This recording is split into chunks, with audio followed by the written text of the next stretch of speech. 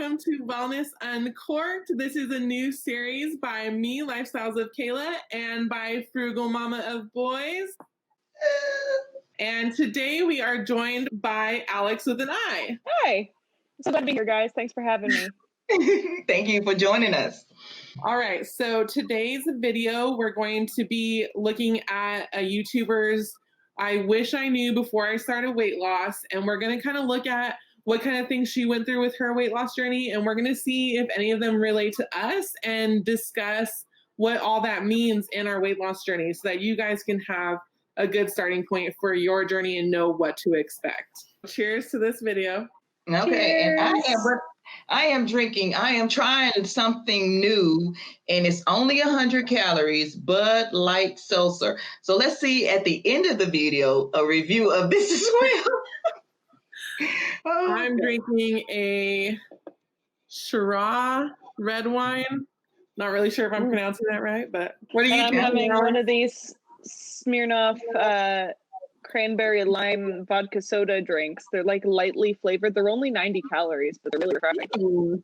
I'm definitely trying all the light calories and see if I feel less bloated than I do when I drink regular stuff. How many times in the weight loss process were you like, I'm literally done, I'm not doing this anymore, and then you somehow motivated yourself and decided to not give up? For a majority of my life, I was definitely overweight. Growing up, I was a dancer, I was on the competition dance team and things like that, and I was always the heaviest one. So I've tried to lose weight times throughout my entire life, and it never, ever, ever stuck until this last year. The thing is, I don't have the answers to everything. That was so me. Like I was the big person. Like in the cheerleading, I was the captain of the cheerleading squad, but I was like the base. Like everybody was climbing on top of me, and I was flipping girls and left and right, but not quite that large. But if you can imagine being the size you are right now from 6th grade all the way through basically until I was like 35 years old, I never changed. My feet were How big. tall are you? I'm sorry? How tall are you? I'm 5'6", and I was like 5'4", 5'5" in like the 6th grade. So you were just like stocky then. Mm-hmm. Yeah. Yeah, I was 6'1" by my freshman year of high school, so I was way taller than everyone. I actually joined the cheerleading team in elementary school too, and I was always the base as well. Even though I wanted to be the one on the top. You know what? You remind me like a very sporty volleyball player. I don't know volleyball too. I loved it. I was always really clumsy, and I also just academic stuff came to me pretty naturally, and so did artsy stuff. And so when it became very obvious that athletic stuff didn't come naturally to me, I shied away from it because I was like, I'm excelling over here in all these things. Why would I go over there? Why would I challenge myself when I could just be settled in the things that I enjoy doing that are easy? For me, I think I was pretty much just expected to be in sports because my family's very big sports. And also when you're as tall as I am, it's like people just automatically expect you to be in sports too. But I do remember kind of shying away. Like I was much more wanting to do like cheerleading versus basketball.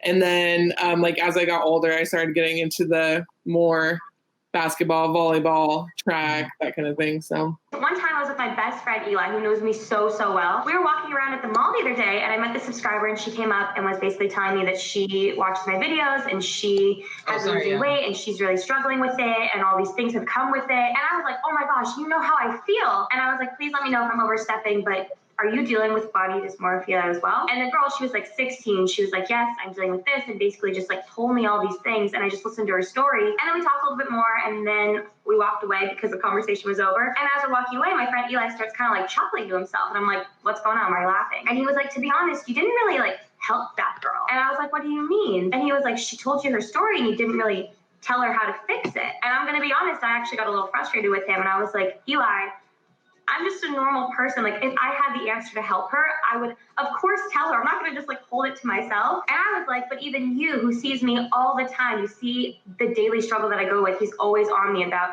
eating and things like that. You know, out of all people, I don't have the answers. And so that girl wasn't expecting me to give her answers. She just wanted to talk to me. And I could see like the wheels turning in his head, and that really helped him realize that. And that made me realize a lot of people on here are always asking for answers. I'm literally doing a Q&A. But the truth is, I don't always have the answers. I actually was like wondering about that. What if you guys, kind of off topic, are asking or telling somebody about your problems, do you want them to just listen, or are you wanting to hear like a solution, or like what do you guys expect? I'm majorly a fixer.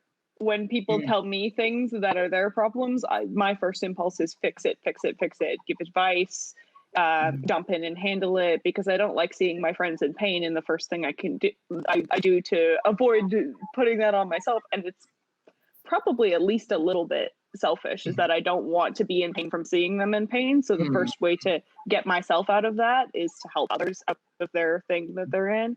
But also a lot of times when I'm in my own moment or having my own troubles, I just want people to listen to me. I don't want them to fix it. So it's like I have this this double standard where it's like, I want to fix your thing, but I don't want you to fix my thing. Yeah, like I almost feel like there's an overwhelming need to like tell someone, at least say like, oh, I've had that in the past and I've dealt with it like this. If not saying like, oh, here's how you can fix it. But I'm the same way. Like, I don't necessarily want to hear a solution. I want you to just like either hear me out or like drown in my sorrows with me, so that I can just get it off my chest and then be like good from then on. It is so funny because I was just talking to some guy friends about this, and they was like, they are so adamant about they don't want help. Like, I don't want help. I didn't want you to hear. I just want to hear what you got. I didn't want you to hear me. I didn't want you to hear me. And a lot of times, as you're speaking about something, you work through it yourself. That's why therapy is so worth the time, effort, and the money, because you're not looking to them for answers. You're looking to them to help you work through a solution, because you have the power within yourself. But sometimes you tell other people all kind of great stuff, and then we come to you, be like, okay, wait a minute. And then why don't we listen to our own self?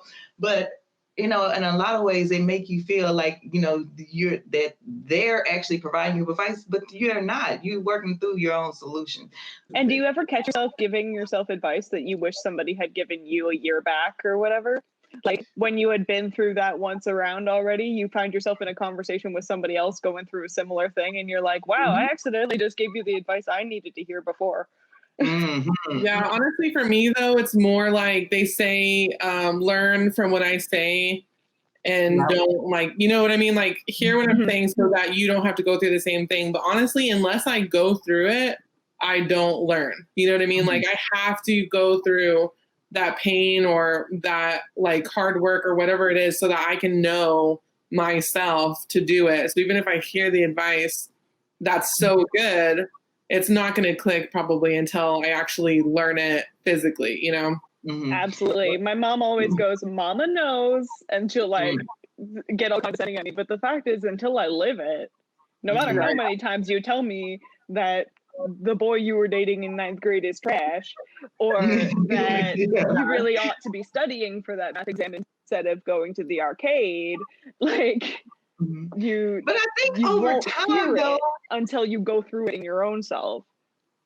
I think over time, though, I wish I would have listened, and I'm gonna force my kids to do that. One thing I wish they would listen to is save. Like, invest. That's one thing. Like, there's no way around it, because saving from a young age, and then versus starting to save at like my age, 34, 50 years old, I don't know. I need them to learn vicariously through me on this one. I totally agree with you, because I didn't really get taught that as a kid. And now, like, my whole family is not great with money. And a lot of my brothers will ask me for money and stuff and then pay me back. But I was literally talking to my dad the other day, like, we're literally all bad with money. It's not just them. Like, I am too. I just have credit cards. And I told him, because he's taking care of my niece right now, like as his daughter. And I was like, you need to raise her talking about money and talking about saving, because it's like so important to let them know, like, the essentials of that, because it's so easy to get in trouble when you get out on your own and, you know, don't have a plan. So, and I tell my son, he's a giver. He's like, he wants to give. He's like, I want to buy so-and-so something. It's President's Day. Let's get everybody present. Because he gets like a little, you know, something every now and then if he's doing extremely well or whatever. But I try not to make like doing what he's supposed to do as like, whatever, like, what's it called? Like a allowance. But anyway, so I'll say, okay, we can get them something, but it would mean more if you make them something or write them something, because it's coming as a heartfelt gift from you to them. And people will always remember the things that you did versus the things that you said. So gave them, because those memories are, you know, I'm trying to change the mind. You got to change the mind. Yeah, that's a good idea. So what we came to discover is people are not looking for answers per se, but they want to talk about. Which is also very good. There's such a good weight loss community on YouTube, because you can almost like hear that, or you could in your own video say, this is what I'm going through and talk out, or hear other people and know that people are going through the same thing as you. So that's really great. Yeah, I cannot tell you how many times I've listened to somebody's video and they're like, oh man, I did this. And I'm like, oh gosh, I'm glad I'm not by myself. Yeah. Jazz literally went through the same thing. But Lin-Manuel Miranda talked about his a bit of his addiction to Twitter. And he's like, the worst thing you can do for an attention junkie like me is put an audience in your pocket, in reference to Twitter. And I totally understand that, because like I'm a show-offy person. I'm not conceited, but I like having an audience. I live for the applause. Yeah. It's part of the reason why I got into choir and musical theater and things like that. Like I love the stage, but I love the feeling of that community that comes from that, and people are there to see you and to notice you. It's part of the reason I'm spending way more on my wedding than I ought. But it's one shot. That's it. You know? Maybe. I don't think most days now that's the case. Not in most cases, but we are. We're on 4, 5, 6 shots. Oh, geez. But we're not having that one this time. Yeah, I've seen it happen. I know, because most people put so much into the wedding and not into the relationship. But I can tell when something is very serious, because they like my partner, my, you know what I'm saying? Like you can just tell when it's not just about show and because this person has a relationship, because you can, when you pick up on learning about people, watching people, you can tell that's real love. Know that with time it's going to get better. A big thing for me, and if anybody's dealing with this, then I realized, even more recently, is the fact that you need to accept yourself in any way, shape, or form that you are currently. Also be open to the idea that you will be changing. But for right now, you need to love yourself for how you are, how your body looks, for everything like that. Because if you're just stressing, trying to get to this goal, and you're not happy, like how I was, just like racing to the finish line, trying so hard, you're gonna run into a lot of problems. Let me tell you, what's crazy is if a year ago you showed me my picture now and said, in a year from now, you're gonna look like this, I would have been ecstatic. I wouldn't have believed you. I would have been mind blown. But I can tell you right now, as I'm sitting here, I'm not where I want to be still. And again, I'm way more accepting now, but it's something that I'm still working on. But actively every day, I am trying to love myself for how I am, who I am, the decisions I'm making, how I'm physically looking, how I'm taking care of myself, and know that one day I'm going to get to my goal. I don't have a set goal anymore. Let me tell you that I dropped that once I realized that is not healthy to have. Let's talk about having a set goal versus a non-set goal. How do you guys feel about having like a specific goal weight or a specific goal measurements or something in mind? It can be like kind of limiting to a certain extent.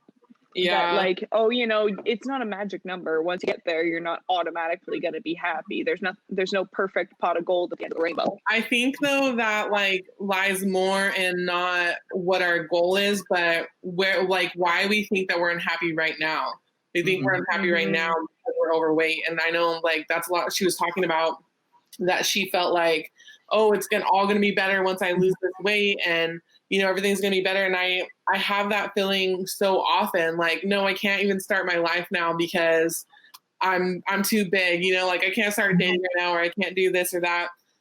because I have to wait until I'm where I want to be and then I can do it. And I think that's where like that set goal comes in. Like we expect as soon as we get to that goal, it's going to be rainbows and sunshines, but it's really not, you know? Especially if you haven't dealt with the mental of what brought you to wherever you are. I liked having a set goal initially because it was drive and motivation, but it was a little goal. It wasn't, okay, I want to be 130. In the last month, I said, I don't have a weight goal. I want to do the work of healing and actually letting my true personality come out in everything that I do. So I don't want to have to be one way here, one way there, da, da, da, da. And so I liked having a set goal, but not just like the finish line goal. And I think that's been helpful because I've gotten more things accomplished. I feel, I just feel happier. I just feel more. And it has nothing to do with the weight. It has to do with gaining control of my emotions, feelings, and organizing my life. It's like Alan Roberts from Every Damn Day Fitness says, fitness is not owned, it's rented, and the rent is due every damn day. You can't, there is no finish line. You can't check out. You can't be done. Like, we got to put the link to that. Even when you get down to your goal weight, you still have to continue that lifestyle forever. Yeah, because there's been so many times I've gone to a place I'm really happy at, and then I just stop doing everything and I eat whatever I want, and then I end up back here. So. And you know what, Kayla, I'm glad that you said that because one thing that has changed this time around, because after I had my second son, I didn't know that I was going through postpartum depression, but I was. And I was like, okay, I tied the eating to having to nurse and make sure that I was eating nutritious and drinking enough water. And it was just so much. Okay. Mm-hmm. So, but what I didn't do was add anything consistent. Everything was just chaotic. And I think with this time, I said, okay, I want to lose 30 pounds in 60 days. And I strove to get that. Is that all right? But I really worked to get that. And even though I didn't make the 30, I didn't just like barrel down. Adventures with Deanna says, you got to figure out the whys, why this is important to you.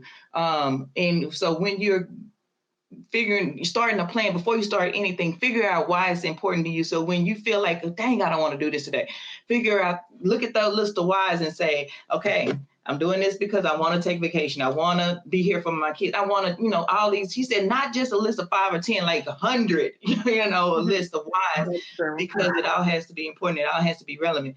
But so I highly suggest not saying, okay, hey, for me, I would not say I want to be at 150 because you get to 150 and your body doesn't look to what you expecting. Like, okay, well, what do I do now? Putting the work in, but also having goals is so important at every step of the way, right?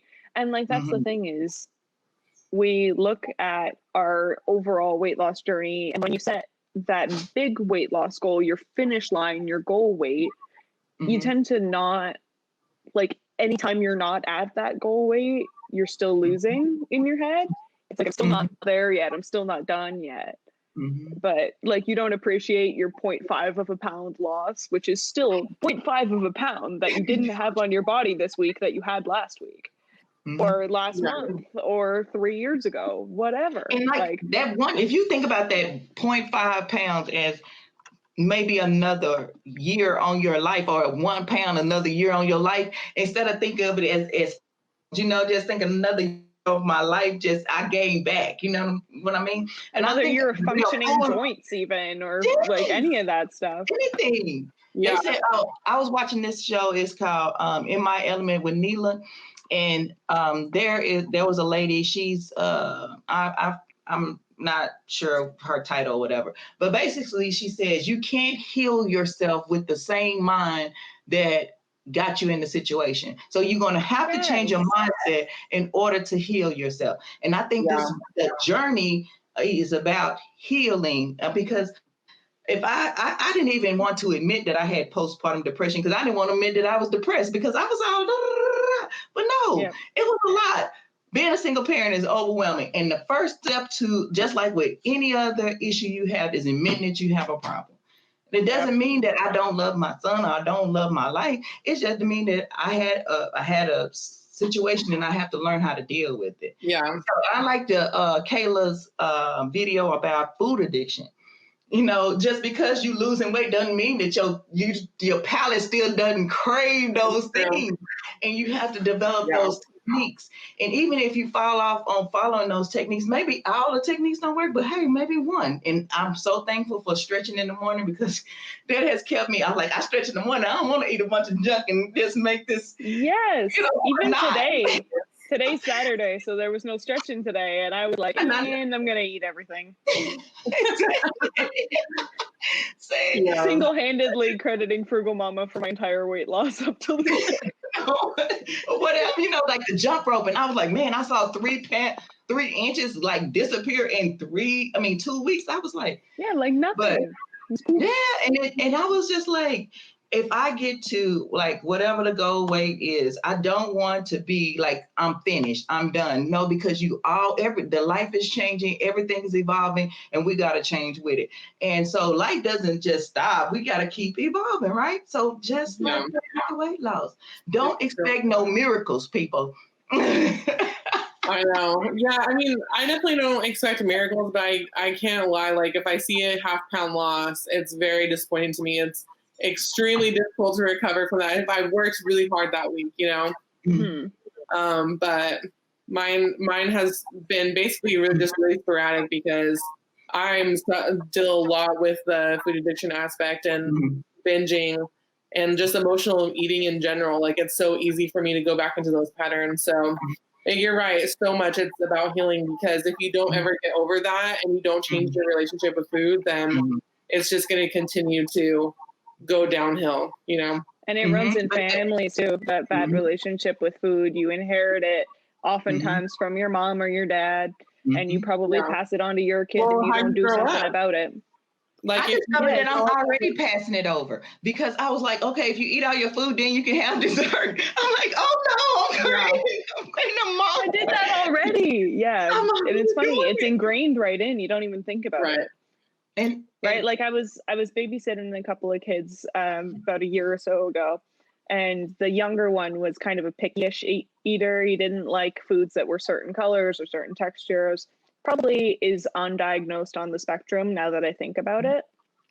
Like he had a lot of sensitivities to like certain textures and things like that. And I found myself saying things like, okay, just give me 2 more bites, kiddo, or like finish your whole plate and then you can go play Xbox or whatever, or we can go play puzzles or whatever. I like to try and fit in Xbox and puzzles personally to my babysitting approach. I think both is good. Balance. Yes, it's all balance. But yeah, like those are the things. Like I don't believe that as an adult that I should have to finish everything on my plate all the time. So why would I put that on a kid? Well, that ideal also makes you eat more because like that's how I feel at the restaurant. Either I'm eating everything on this plate or I'm taking like a good size takeaway bucket, like with you to go. So if I'm like 3/4 of the way done with my meal, that's like too small to take away. So I'm just gonna finish it, and you don't want to like waste it, or you don't want to get what you want to get what you paid for type of situation. And so you feel more encouraged to eat it all, even if you're too full,